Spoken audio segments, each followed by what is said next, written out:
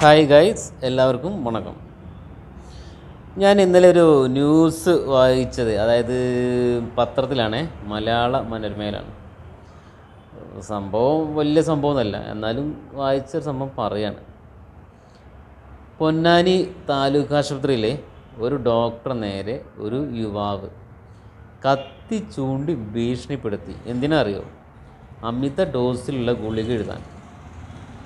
അപ്പം ഡോക്ടർ അന്വേഷിച്ചപ്പം ഉറക്ക ഗുളികയാണ്. അപ്പോൾ ഡോക്ടർ എഴുതി കൊടുത്തു, എന്താണെന്ന് പറയാതെ എഴുതി കൊടുത്തു. അപ്പോൾ പുള്ളി നേരെ മെഡിക്കൽ ഷോപ്പ് പോയി വാങ്ങിച്ചപ്പോൾ അത് കാൽസ്യം ഗുളികയാണ്. അപ്പോൾ അത് അറിഞ്ഞ സ്ഥിതിക്ക് പുള്ളി തിരിച്ചു വന്നിട്ട് എനിക്ക് അമിത ഡോസിലുള്ള ഗുളിക എഴുതണമെന്ന് പറഞ്ഞു കത്തി ചൂണ്ടി ഡോക്ടറെ ഭീഷണിപ്പെടുത്തി. അപ്പോൾ ഇങ്ങനെ ഈ മാനസിക വിഭ്രാന്തി ഉള്ളവരെ പുറത്ത് വിടാൻ പറ്റുമോ? പാടുണ്ടോ? ചിലപ്പോൾ വീട്ടുകാരറിയാതെ അവർ ഇറങ്ങി പോകുന്നതായിരിക്കും. എന്നാലും വീട്ടുകാരത് ശ്രദ്ധിക്കണം. വീട്ടുകാരെ ശ്രദ്ധിച്ചില്ലെങ്കിൽ പിന്നെ ആരാണ് അവരെ ശ്രദ്ധിക്കുക? അല്ലെങ്കിൽ പിന്നെ അതിനുള്ള ചികിത്സ കൊടുക്കുക. ഇതൊന്നും ചെയ്തില്ലെങ്കിൽ ഇത് പുറത്ത് ജനങ്ങളുടെ ഇടയിൽ ഇറങ്ങിക്കഴിഞ്ഞാൽ വളരെ ആപത്തുകളായിരിക്കും. ഇവർക്ക് എന്താണ് ചെയ്യുക, എന്താണ് ചെയ്യാത്തത്, ചെയ്യേണ്ടതെന്ന് അറിയില്ല. അപ്പോൾ അതുകൊണ്ട് വീട്ടുകാർ വളരെ ശ്രദ്ധിക്കണം. അല്ലെങ്കിൽ അതിന് ചികിത്സ കൊടുത്ത് നിർത്തുക. അപ്പോൾ ഇങ്ങനെ പുറത്തിറങ്ങി കഴിഞ്ഞപ്പോൾ ആ ഡോക്ടർ നേരെ കത്തി ചൂണ്ടി, കുത്താനല്ലെങ്കിലും കത്തി ചൂണ്ടി. ഒരു നിമിഷം ഡോക്ടറൊന്ന് ഉള്ളിൽ ഭയന്നിട്ടുണ്ടാവില്ലേ? ആരായാലും ഭയക്കും, കാരണം കത്തിയല്ലേ മുന്നിൽ. അതുപോലെ പുറത്ത് അത് എപ്പോഴാണ് സംഭവം? രാത്രി 11 മണിക്കാണ്. അപ്പോൾ അത് വളരെ ഡേഞ്ചറല്ല. അപ്പോൾ അത് ശ്രദ്ധിക്കണം. അപ്പോൾ ഇങ്ങനത്തെ ആളുകളെ ഒന്നില്ലെങ്കിൽ സർക്കാർ അതിനായ ട്രീറ്റ്മെൻറ്റ് കൊടുക്കാൻ പറ്റിയ സംഭവം ഉണ്ടാക്കി കൊടുക്കുക, അല്ലെങ്കിൽ വീട്ടുകാർ അവർക്ക് വേണ്ട പരിചരണം കൊടുത്ത് ഇതൊക്കെ. ചിലപ്പോൾ ചികിത്സ മാറാത്ത സംഭവമൊന്നും ആവില്ല. പക്ഷെ ചില ആളുകൾ എന്താ വിചാരിക്കുക, അവന് ചെറിയൊരു പ്രശ്നമുണ്ട്, അതിന് ചികിത്സിച്ചിട്ട് കാര്യമില്ല എന്ന് പറഞ്ഞ് ഒഴിവാക്കും. മനഃപൂർവ്വം ഒഴിവാക്കും. കാരണം അതിന് ചികിത്സ കിട്ടില്ല, തിരിച്ച് കിട്ടില്ല എന്ന് വിചാരിച്ച് മനഃപൂർവ്വം ഒഴിവാക്കും. അങ്ങനെ ചെയ്യരുത്. അവർക്ക് അതിൻ്റേതായ കറക്റ്റ് ചികിത്സ കിട്ടിക്കഴിഞ്ഞാൽ അവരെല്ലാ പ്രശ്നം മാറും. മാനസികമായിട്ടുള്ള ആ മനസ്സിൻ്റെ വിഭ്രാന്തി ഉണ്ടല്ലോ, ആ മനസ്സ് പിടിച്ചോളത് കിട്ടാതിരിക്കുമ്പോഴാണല്ലോ നമ്മൾ ആ മാനസിക വിഭ്രാന്തി കാണിക്കുന്നത്. അത് ചികിത്സ കൊടുത്താൽ പൂർണ്ണമായും മാറ്റാം. പക്ഷേ ചെറിയൊരു സംഭവം കണ്ടു കഴിയുമ്പോൾ വീട്ടുകാർ അവരാണ്ട് ഒഴിവാക്കുകയാണ്. അവനിങ്ങനെയാണ്, ഇനി നോക്കിയിട്ട് കാര്യമില്ല, മെൻ്റൽ ട്രീറ്റ്മെൻറ്റ് കൊടുത്തിട്ട് കാര്യമില്ല, തിരിച്ച് കിട്ടില്ല, അങ്ങനെ ഒഴിവാക്കും. അപ്പോൾ ഇവർക്കും തോന്നും, എന്താ പറയുക, വീട്ടിൽ ഇങ്ങനെയൊക്കെ എന്നെ ശ്രദ്ധിക്കുന്നില്ല, ഉള്ളിൽ ചെറിയൊരു മനസ്സിലാവുമല്ലോ. അവരവരെ ഇറക്കി കഴിഞ്ഞാൽ പിന്നെ ഈ റോട്ടിൽ കാണുന്നവരൊക്കെ ഇങ്ങനെയാണ്.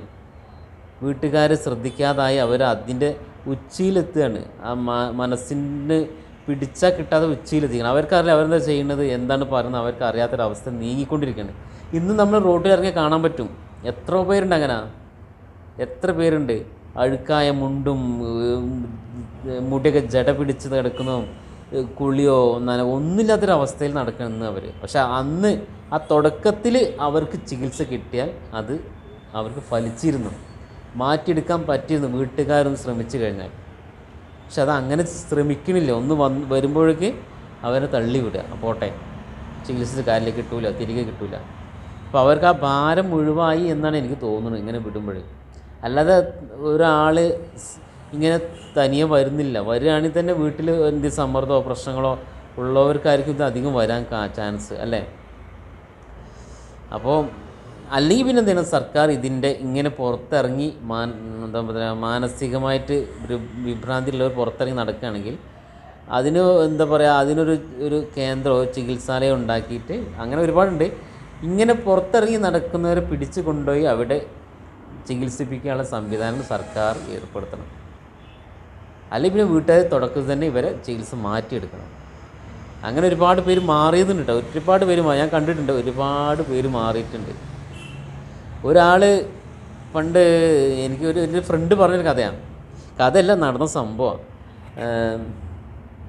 ഞാൻ ഫ്രണ്ടിനൊന്നും കാണാറുണ്ട്. അപ്പോൾ അവൻ ഒരു ദിവസം ഒരാളെ കാണിച്ചിട്ട് പറഞ്ഞു, ഈ വ്യക്തി ബസ്സിലെ കണ്ടക്ടറായിരുന്നു. ആൾ പോയി ബസ് ഡ്രൈവറോ കണ്ടക്ടറോ അങ്ങനത്തെ ഒരു ജോലിയായിരുന്നു. അപ്പോൾ ബസ്സിലൊന്നും പോവാതെ ഇങ്ങനെ അലഞ്ഞു തിരിഞ്ഞ് നടക്കുക. അപ്പോൾ ഈ മെഡിക്കൽ ഷോപ്പുകാരൻ്റെ കണ്ണിൽപ്പെട്ടപ്പോഴേ അവങ്ങനെ നോക്കി, എന്താണ് ആളിങ്ങനെ ചിരിച്ച് നടക്കുന്നത്, എന്താണ് സംഭവം, ഒരു പിടുത്തം കിട്ടില്ല, എന്താണിതെന്ന്. അങ്ങനെ അവരോടൊക്കെ അടുത്ത് ഇടപഴകുന്ന ആളാണ്. അവരടുത്ത് വരാതെ ഇങ്ങനെ അങ്ങോട്ടും ഇങ്ങോട്ടും നടന്നപ്പോൾ പിന്നെ യാദൃച്ഛികമായിട്ട് പുള്ളി അവരടുത്ത് എത്തിയപ്പോൾ ഇങ്ങനെ ചിരിക്കുക, സംസാരം കുറവായി, ചിരിക്കുക, അല്ലെങ്കിൽ ഇങ്ങനെ സംസാരിക്കുന്ന ആളാണ്, അവരോട് ചിരിച്ചു കൊണ്ടിരിക്കുക. അപ്പോൾ അവർക്ക് തോന്നി എന്തോ ഒരു മനസ്സിന് വല്ലാതെ എന്തോ ഒരു മാനസികമായിട്ടൊരു എന്തോ സംഭവിച്ചിട്ടുണ്ട്, ഒരു മെൻ്റൽ സ്റ്റോക്കിലേക്ക് പോകുക അവർക്ക് തോന്നിയപ്പോൾ അവരെന്ത് ചെയ്തു, അയാളറിയുന്ന ആളുകളെ ബന്ധപ്പെട്ടിട്ട് പറഞ്ഞു, ഇപ്പോൾ പുള്ളി ഇങ്ങനെ നടക്കുകയാണ്, പുള്ളിനെ കൊണ്ട് ചികിത്സിച്ച് കഴിഞ്ഞാൽ മാറ്റിയെടുക്കാൻ പറ്റും, ഷുവറായിട്ട് മാറ്റിയെടുക്കാൻ പറ്റും. അങ്ങനെ അവർ വീട്ടിൽ അറിയിച്ച് അങ്ങനെ കൊണ്ടുപോയി ആളെ ചികിത്സിച്ച് മാറ്റിയെടുത്ത് ഇപ്പോൾ നോർമൽ ഒരാളായി വന്നിട്ടുണ്ട്. അതാരാണ് അങ്ങനെ പറഞ്ഞു കൊടുത്തതെന്ന് പുള്ളിക്ക് മനസ്സിലായതിന് ശേഷം ആ മെഡിക്കൽ ഷോപ്പുകാരോട് പോയി പറഞ്ഞു, ഒരുപാട് നന്ദിയുണ്ട് എന്നെ ഇങ്ങനെ ഈ ഒരു അവസ്ഥയ്ക്ക് എത്തിച്ച് തന്നതിനെന്ന്, അല്ലെങ്കിൽ എൻ്റെ അവസ്ഥ വല്ലാതെ കഷ്ടമായിരുന്നു, ആലോചിക്കാൻ വയ്യ, ചിന്തിക്കാൻ വയ്യ എന്നൊക്കെ ആൾ പറഞ്ഞു തന്നു, ഒരുപാട് നന്ദിയുണ്ടെന്ന് പറഞ്ഞിട്ടാണ് ആൾ പോയത്. അപ്പോൾ അതുപോലെ സമൂഹത്തിൽ കഴിച്ചു വിടാതെ അവർക്ക് ചികിത്സ കൊടുത്തു കഴിഞ്ഞാൽ തിരികെ വരും. ഇങ്ങനൊരു സംഭവം കാണുമ്പോൾ തന്നെ അവരെ ഒഴിവാക്കല്ലേ. അങ്ങനെ തിരിച്ച് വന്ന് അവർക്ക് നല്ലൊരു ജീവിതം നയിക്കാൻ പറ്റും. ഞാനിത് പറയാൻ കാരണം ആ ന്യൂസ് കണ്ടപ്പോൾ പറയണ്ട. അപ്പം എല്ലാവരും ഒന്ന് ശ്രദ്ധിക്കുക. ഇങ്ങനത്തെ ഉള്ള ആളുകളാണെങ്കിൽ ഒന്ന് ചികിത്സ മാറ്റിയെടുക്കാൻ നോക്കുക, അവർ വീണ്ടും ഒരു ജീവിതത്തിലേക്ക് തിരിച്ചു വരും. അപ്പം അടുത്തൊരു വീഡിയോയുമായി വീണ്ടും വരാം. നിങ്ങൾക്ക് ആ ന്യൂസ് ഞാൻ ഇവിടെ നിന്ന് കാണിക്കാം, ഒന്ന് വായിച്ച് നോക്കട്ടെ. അപ്പം വായിച്ചവരായിരിക്കും, മനോരമ പത്രം ഇടുന്നവരാണെങ്കിൽ ചിലപ്പോൾ വായിച്ചതായിരിക്കും, അല്ലാത്തവർ ചിലപ്പോൾ കണ്ടിട്ടുണ്ടാവില്ല. അപ്പോൾ കാണാത്തവർക്ക് ഒന്ന് വായിച്ച് നോക്ക്. ചിലപ്പം മാതൃഭൂമി മറ്റെല്ലാ പത്രവും ഉണ്ടല്ലോ, അപ്പോൾ അതിൽ ചിലപ്പോൾ വരാൻ ചാൻസ് ഉണ്ട്, ചിലപ്പോൾ കിട്ടാത്ത ന്യൂസായിരിക്കാം. ഒന്ന് വായിച്ച് നോക്ക് എന്താണെങ്കിലും.